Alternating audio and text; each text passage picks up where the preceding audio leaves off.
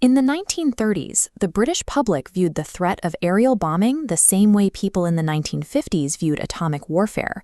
They expected any future conflict to begin with hundreds of thousands of immediate, unstoppable civilian casualties. That dread became reality in 1940. After failing to win air superiority over the English Channel during the Battle of Britain, the German Air Force shifted their crosshairs. They moved away from coastal bases and aimed directly at British towns. This new bombing campaign had three distinct goals: choke off imported food at the ports, smash the factories supplying the military, and inflict enough death and destruction to break the will of the public, forcing Britain to surrender. To mitigate the expected losses, the government hid the country in darkness. A nationwide blackout extinguished streetlights and taped up car headlights. During those early months, the dark was actually deadlier than the enemy, with car accidents claiming far more lives than falling bombs. Officials also prepped for mass casualties on the ground. Millions of citizens were issued gas masks, driven by the assumption that heavy aerial raids would inevitably carry chemical weapons. For shelter, families without outdoor gardens received heavy corrugated steel kits to assemble in their living rooms or basements. Huddling inside these cramped, cold boxes became a defining social reality of the era.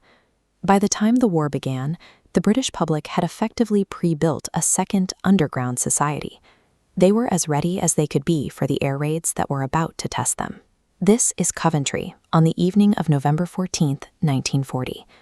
The Midland city was a vital manufacturing hub for airplane engines and heavy munitions.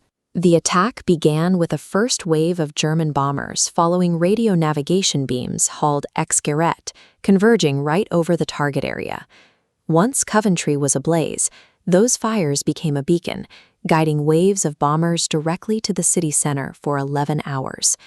Below ground, civilians sat in the dark. The reality shrank to the droning of overhead engines and the distinct whistle of bombs falling through the air. While civilians waited, civilian defense workers faced chaos above. Firefighters from surrounding districts scrambled through the rubble, trying to manage a rapidly multiplying inferno. The volume of strikes was overwhelming. The central fire station logged over 200 separate fires, and they literally ran out of pins to track the destruction on their incident maps. The bombardment lasted all night. Hospitals, their windows blown out, treated casualties by candlelight. The all-clear siren didn't finally sound until 6 o'clock the following morning. For the citizens trapped underneath the barrage, the night of November 14th was the realization of the very scenario they had feared for a decade. When the sun rose, the physical damage was staggering. 1 in 12 homes was uninhabitable. Every railway line was severed, alongside water and gas mains. 568 people were dead, and over 1,200 injured. In a city of that size, nearly every survivor crawling from the rubble knew a victim. The devastation was so absolute that King George VI arrived to survey the damage.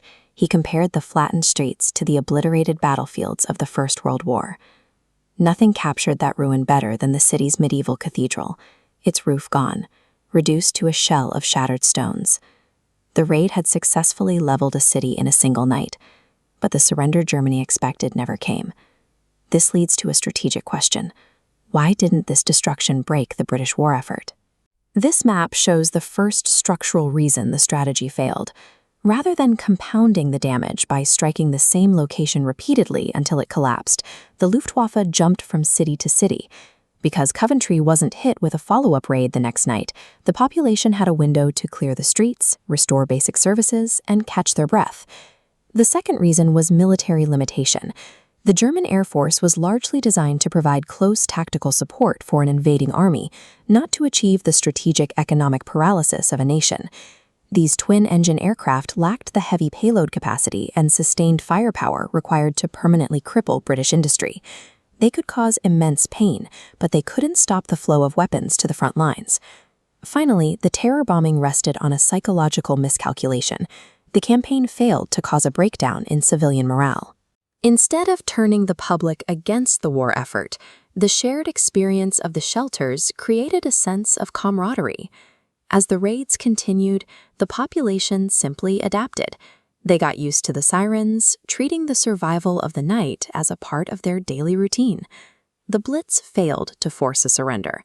Instead, surviving the raids became a focal point for the country. Today, the ruins of Coventry Cathedral remain as they were in 1940, a memorial to the destruction, but also a site for international reconciliation. It stands as a physical reminder of the resilience of the people who emerged from the shelters on November 15th.